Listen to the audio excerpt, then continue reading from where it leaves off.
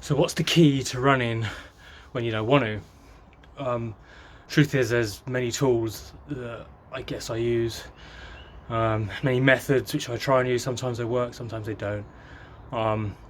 Earlier on today, whilst I was at work, I felt like, I feel like running. I'm going to go for a run tonight.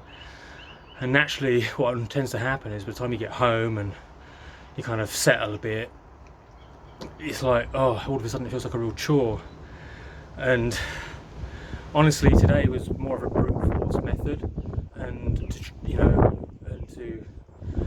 keep that integrity, kind of when I say I'm going to do something, follow it through.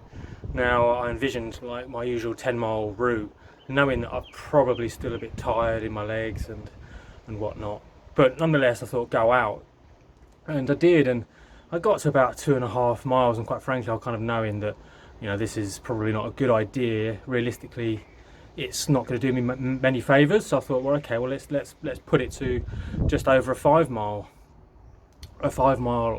outing instead, because you know what, that's okay.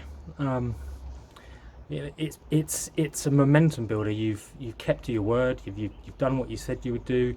You've got some miles in under your belt.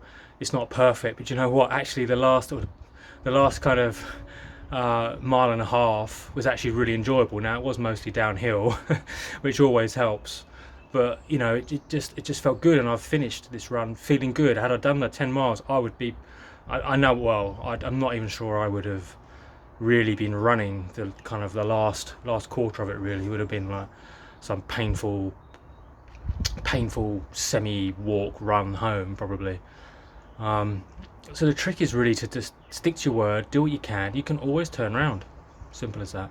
And I've put some miles on my belt, kept some momentum, and I'm really really putting into my mind that Chicago in October is going to happen.